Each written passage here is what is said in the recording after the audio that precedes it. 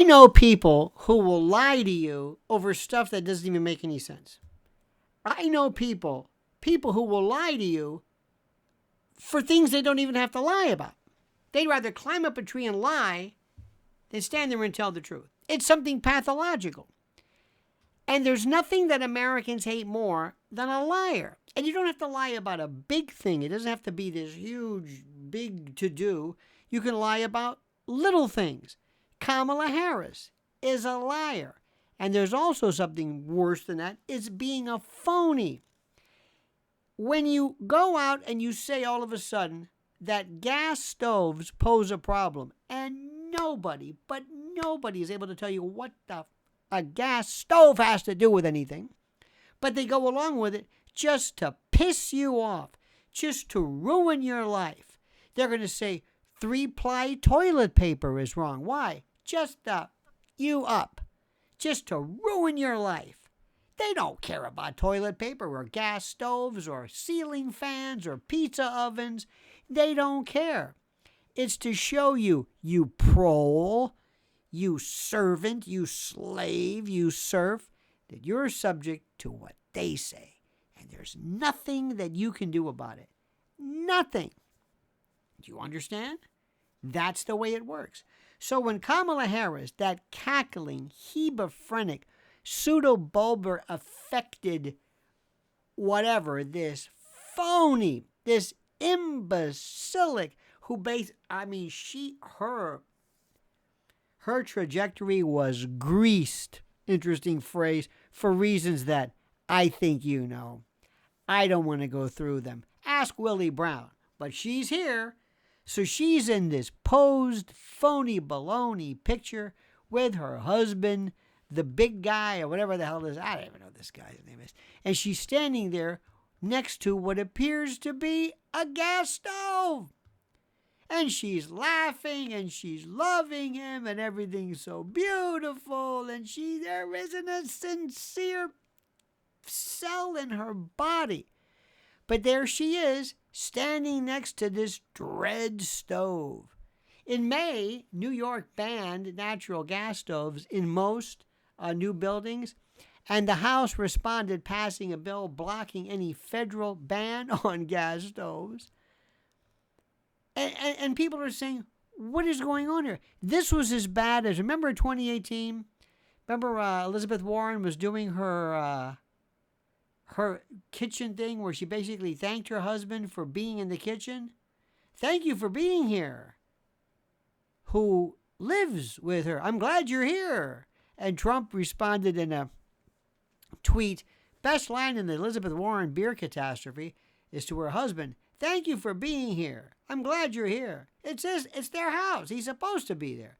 Remember she was doing this beer thing where she tried to show you, oh, nothing I like that, a nice beer. I'm going to pop a beer. It's like when Hillary tried to pretend like she was doing Boilermakers with a bunch of iron workers in Scranton and Obama was bowling. You see, that's why we love Trump in many respects, because he doesn't bullshit you. He says, this is the way I am. I wear long red ties, blue suits, and a Brioni jacket, and that's it. And if you don't like that, I might wear a golf shirt when I'm playing golf. That's it. I'm not going to lie to you. And we appreciate that in a very strange way, because Americans can tell a phony a mile wide or a mile long or a mile away or whatever the hell the phrase is. But Kamala Harris has been there are phonies. You have no idea.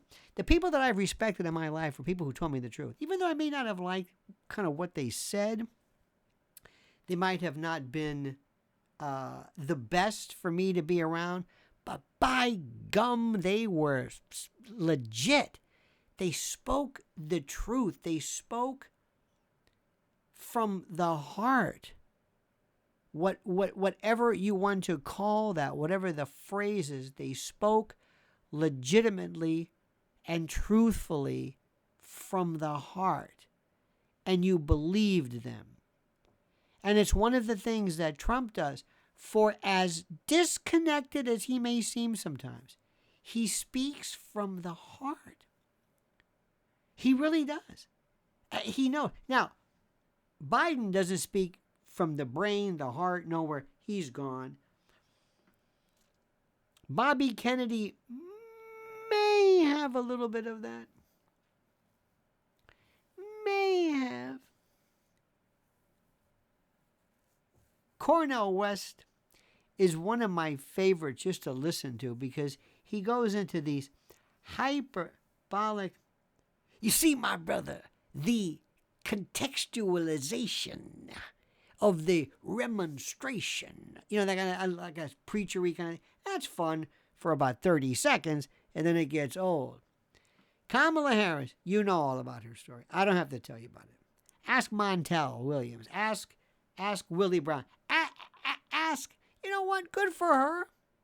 She came from nothing, and then somebody said, you are going to be it. And you think somebody would say, listen, are you always going to do this laugh? You know, there are these wonderful things, these pseudo-bulbar affect. I'm not suggesting she has a neurological, but I'm going to read this one particular thing to you.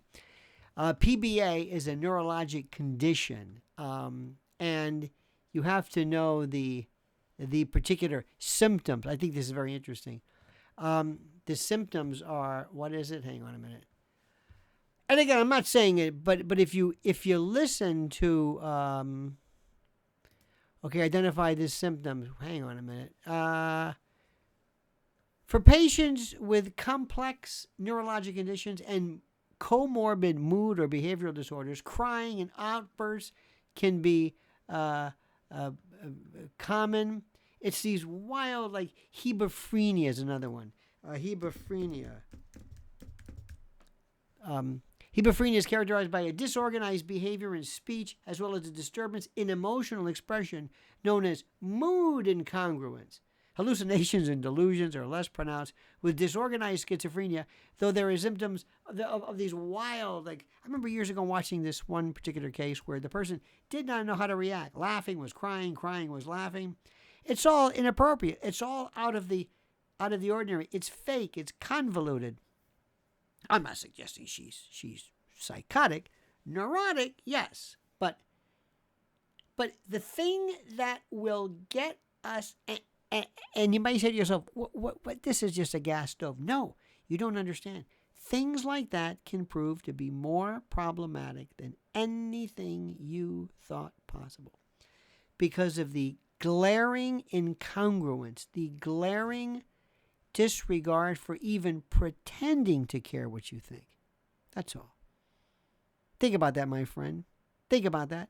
And please comment in the comment section. Comment brilliantly as you see fit.